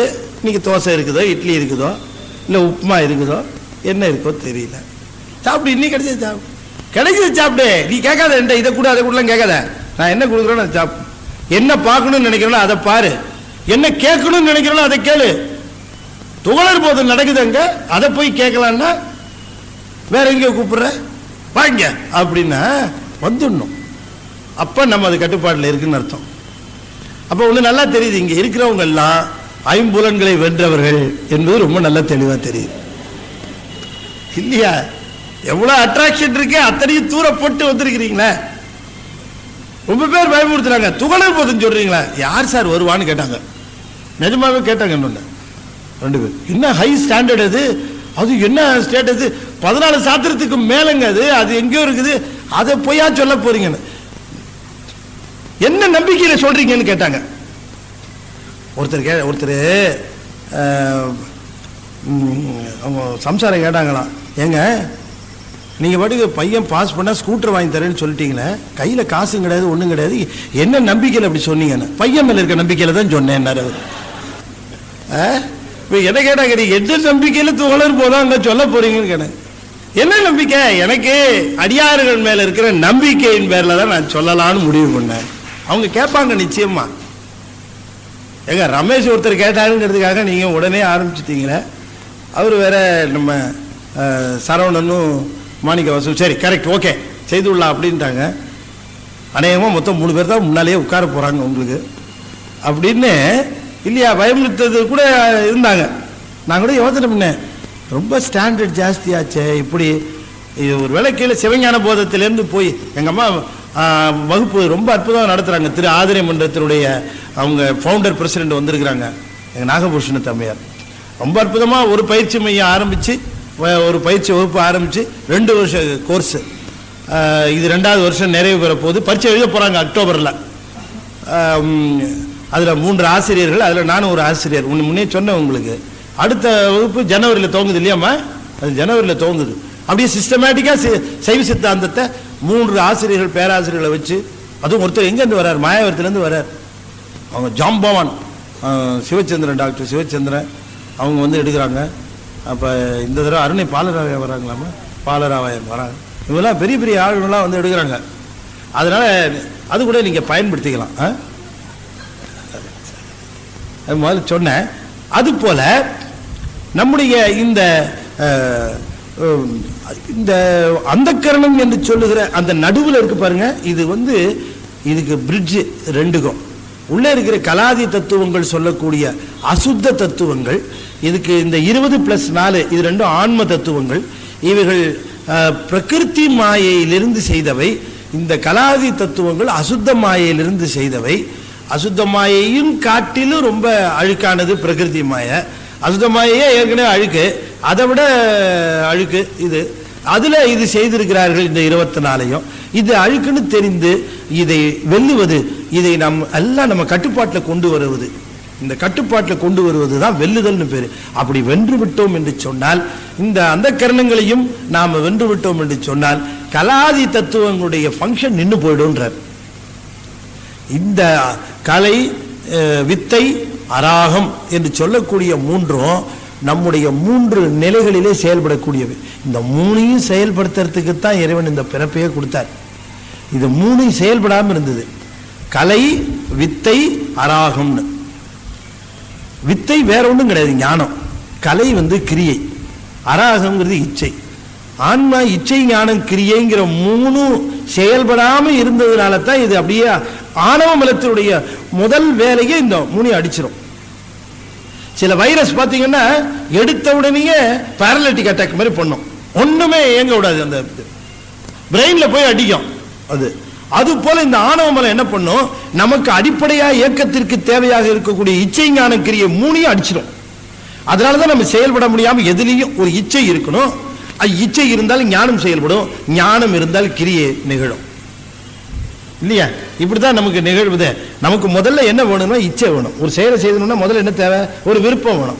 என்னது, எப்படி விருப்பம்? உதாரணம் சொல்றேனே, இப்ப நாம இங்க வரணும்னு நினைக்கிறோம், அது ஒரு இச்சை. முதல்ல அந்த இச்சை வேணும், நம்ம இப்படி வரணும். இச்சை வந்துருச்சுன்னு வச்சா, விருப்பம் வந்துருச்சுன்னா எப்படி போறதுங்கிறத நம்ம கணக்கு பண்ணிடுவோம். எத்தனை மணிக்கு போகணும், 7 மணிக்கு போகணுமா, அதுக்குள்ள நம்ம வேலை செய்யற வேலைகள் எல்லாம் கரெக்டா முடிச்சு இந்த 7 மணிக்கு இங்க போறதுக்கான திட்டம் போடும். அடுத்தது கிரியை, அது செயல்படுத்தும் இல்லைங்க. எல்லா செயலும் இப்படித்தான். உதாரணமா அல்வா சாப்பிடணும்னு ஒரு இச்சை வருதுன்னு வச்சுக்கோமே, அல்வா சாப்பிடணும் அப்படின்னு ஒரு இச்சை வந்துருச்சு. இச்சை வந்த உடனே செயல்படுத்தும். உடனே என்ன பண்ணி, சைக்கிள் எடுத்து பக்கத்தில் சரவணம் கொண்டு இருக்கு, நேராக அங்கே போ, அங்கே ஆர்டர் பண்ணி சாப்பிடலாம் அப்படின்னு ஒரு திட்டத்தை கொடுக்கும். அப்போ இங்கே பார்த்துட்டு இருக்க வேலை அதெல்லாம் அப்புறம் பார்த்துக்கலாம், எப்போவும் தான் வேலை இருக்கும், அல்வா தீர்ந்து போகும், கிளம்பு அப்படின்னு உடனே அந்த இச்சையின்படி கிரியை திட்டம் போட்டு கொடுத்தது. உடனே அதை செயல்படுத்தி சைக்கிள் ஏறி உட்காந்து மிதிச்சு அங்கே போய் சேர்ந்தாச்சு. சேர்ந்த உடனே அடுத்த திட்டம் போடும், பைக்குள்ள கையை விடு, பணத்தை எடு அப்படின்னு அடுத்த திட்டம். உள்ள விட்டு பார்த்தா பணம் இல்லை, பணம் இல்லையே, அடுத்த பைக்குள்ள விடு, எடு, வாக்கு, எப்படியாவது அல்வா சாப்பிடணும். அது எங்க இருந்து வந்தா என்ன, இப்படி தள்ளும். இச்சையின்பால் படுகிற பொழுது அச்சமும் வராது, நாணமும் வராது. இச்சையிலேயே இருக்கிறவர்கள் ஞானத்தை துறப்பார்கள், அச்சத்தை துறப்பார்கள், எல்லாம் திறந்து போகும். ஆனா ஆல்டுகெதர் இந்த இச்சையோ ஞானமோ கிரியையோ எதுவுமே செயல்படாம நம்மள இந்த உடம்பு கருவிகரணங்கள் இதெல்லாம் கொடுத்து இந்த இச்சை ஞானம் கிரிய முனி வைப்ரேட் பண்ண வச்சார். சரி, இது இஷ்டத்துக்கு என்ன இச்சைப்படுதோ படட்டும், என்ன ஞானம் இருக்கோ போகட்டும், என்ன செயல் உண்டோ அதுல போகட்டும். இப்படியே அது போய் போய் போய் போய் கடைசியில் அதுக்கு இச்சை தன்னுடைய அனுபவங்களின் வாயிலாக சிவத்தின் பால் திரும்பணும். அதுக்கு தான் இந்த அனுபவங்கள்லாம் கொடுக்கிறார். முதல்ல நமக்கு வேணுங்கிறது சிவபெருமானை அடைவதற்கு. அப்பர் சுவாமி ஒரு பாட்டு சொல்லியிருக்கார். என்ன சொல்றார், சிவகதி என்று சொல்லக்கூடிய அந்த பேரின்பத்தை துய்ப்பதற்கு எப்படி அந்த விவசாயம் பண்ணணும்னு எழுதுறார். மெய்மையாம் உழவை செய்து விருப்பெனும் வித்தை வித்தி, பொய்மையாம் களையை வாங்கி பொறையனும் நீரை பாய்ச்சி, தம்மையே நோக்கி கண்டு தகவனும் வேலியிட்டு, ஒழுக்கங்கிற வேலி, செம்மையுள் நிற்பராயில் சிவகதி விளையும் அன்றே. யார் சொல்ற, அப்பர் சாமி சொல்ற. சிவகதி விளையுமா, அதுக்கு எது விதை, விருப்பெடும் வித்தை வித்தி. விருப்பு, இச்சை. முதல்ல என்ன தேவைன்னா விருப்பம் தேவை, செயல் கூட தேவையில்லை, அறிவு கூட ஞானம் கூட தேவையில்லை. முதல்ல உனக்கு விருப்பம் இருக்கா, உனக்கு விருப்பம் இருக்குமானா உனக்கு தேவையான திட்டத்தையும் ஞானத்தையும் இறைவன் தருவான். நமக்கு வேணுங்கிறது முதல்ல இச்சை தான். இச்சைக்கு ஞானமும் கிரியையும் அவர் தருவார். போகணுங்கிற இச்சை மட்டும் உனக்கு இருக்குமானால் இவன் போகணும்னு நினைக்கிறான், இவனுக்கு வேணுங்கிறத செய்து தருவான், மித்ததெல்லாம் அவன் செஞ்சு தருவான். அதுதான் நமக்கு தேவை. அதனால சொன்னார், விருப்பெனும் வித்தை வித்தி. அடுத்ததான் அவனுக்கு சொன்னார், பொய்மையாம் களையை வாங்கி பொறையனும் நீரை பாய்ச்சி. நீர் என்னவா? பொறை. பொறைன்னு என்ன அர்த்தம்? பொறுமை. பொறுமை அது ரொம்ப வேணும். பொறுமை ரொம்ப வேணும். எது எடுத்தாலும் அவசரப்படுற மாதிரி கோயிலில் போனவனே சாமியை பார்த்துடணும், அவசரம். உள்ளே நுழையும் போது அவசரம், சன்னதியில் நிற்கும் போது அவசரம், சுற்றி வரும்போது அவசரம், வெளியில் வரும்போது அவசரம், எல்லாம் அவசரம். அவசரமா எல்லாம் துரித கதியில் இயங்கிட்டு. சொன்னேன் ஒரு தடவை வல்லக்கோட்டை போகும்போது சொன்னேன்ல, வல்லக்கோட்டை ஒரு தடவை, வல்லக்கோட்டையில் ஒரு தடவை நான் போயிருந்தப்போ வெளியில் நின்று ஒருத்தரோட பேசிகிட்டு இருந்தேன். பேசிட்டு சுவாமிலாம் தரிசனம் பண்ணிட்டு பேசிட்டு இருந்தேன். ஒருத்தர் உள்ளே போனார் வேகமாக. இன்னும் இவ்வளோ வேகமாக உள்ளே போகிறாரு அப்படின்னு பார்த்தேன். அப்புறமா சரி அவரோடய தொடர்ந்து பேசிக்கிட்டு இருந்தேன். ஒரு 2 நிமிஷம் இல்லை 3 நிமிஷம் திரும்ப கிர்ன்னு வந்தார் வெளியில். வந்துட்டு போனார். ஐயா ஐயா ஒரு நிமிஷம் என்ன? அவர் நின்னார். என்ன வேகமாக போனீங்க, வேகமாக வெளில போனீங்க, ஏதாவது தேடுறீங்களா? இல்லைங்க சாமி பார்க்க தான் வந்தேன். இன்னும் இவ்வளோ வேகமாக போயிட்டு இவ்வளோ வேகமாக வரீங்களே? இல்லை சார் வந்த பஸ்லேயே போயிடலான்னு பார்க்குறேன்னார். எப்படி இருக்கு? அவர் இதுலேருந்து பூந்தமல்லிருந்து எங்கேருந்து பஸ் பிடிச்சி வந்திருக்காரு, தாம்பரத்துலேருந்து பஸ் பிடிச்சி வந்திருக்காரு. அந்த பஸ்ஸில் இறங்கி பஸ்ஸுக்காரன் நிறுத்திருக்காரு. இவர் சாமி கும்பிட்டு அதே பஸ்ஸில் ரிட்டர்ன் ஆகணுமா. இவர் உள்ளே போய் என்னத்தை பார்த்துருப்பாரு? முருகனை பார்த்துருப்பாரா, வள்ளியை பார்த்துருப்பாரா, தேவானையை பார்த்துருப்பாரா, வேலை பார்த்துருப்பாரா, இல்லை சேவலத்தாவும் பார்த்துருப்பாரா? நல்லா அவர் ஆஜானுபாகவா நிற்கிறார் இல்லையா? கோடை நகர் குமரன் என்னத்தை பார்த்துருப்பார் இவர்? இப்படி அவசரமாக பார்த்து என்ன ஆக போகுது? எல்லாம் துரித கதி. அருள் பெறுவதற்கு பொறுமை வேணும், ரொம்ப பொறுமை வேணும். சில பேர் கேட்கணும், சார் கோயிலுக்கு போயிருக்கேன் எனக்கு ஒரு பலனுமே கிடைக்கலையே சார். எவ்வளோ நாளாக போகிறீங்க? ஒரு 4-5 நாளாக தான் சார் போயிட்டுருக்கேங்கிறான். இவன் 4-5 நாளாக போனவனே உனக்கு பலன் வந்துடணுமா? இது என்ன அவ்வளோ அவசரம்? இல்லை இன்னொருத்தர் ஒரு கேட்டார், சார் எனக்கு ஒரே வாரத்தில் பலன் கிடைக்கணும், ஏதாவது இருக்கா அதிகம் கோயில் ஏதாவது இருந்தால் சொல்லுங்கண்ணே. என்ன லாண்ட்ரியா இது? அர்ஜென்ட்டு ஆர்டினரின்னு போட்டு திருவுருளை வாங்குறதுங்கிறது அவ்வளோ சுலபமா? எவ்வளவு தவம் இருந்து எத்தனை தடவை வேண்டி இருந்து அதை பெற்றிருக்கிறார். எதை ரொம்ப தவம் இருந்து வேண்டி பெறுகிறோமோ அதனுடைய வேல்யூ தான் நமக்கு தெரியும்.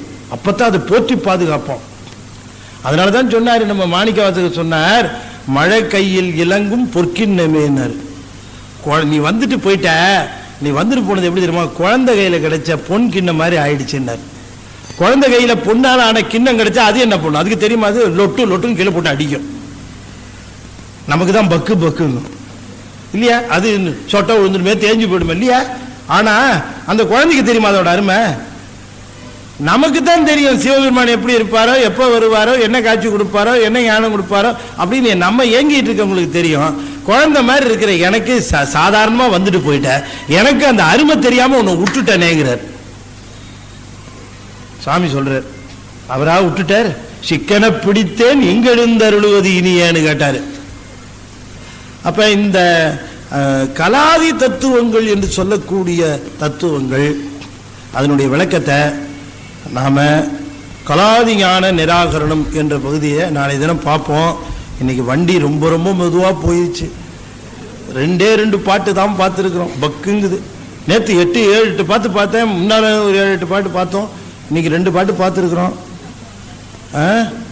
நாளைக்கு இன்னும் கொஞ்சம் வேகமாக போகலாம், வேகமாக போய் பாடல்களையும் பார்ப்போம் என்று சொல்லி நிறைவு செய்யும் முகமாக ஸ்ரீ பஞ்சாட்சரம் 5 முறை ஓதுவேன். அன்பர்கள் தொடர்ந்து ஓத வேண்டும் என்று திருவடி பணிந்து வேண்டிக் கொள்கின்றேன். ஓம் நமச்சிவாய.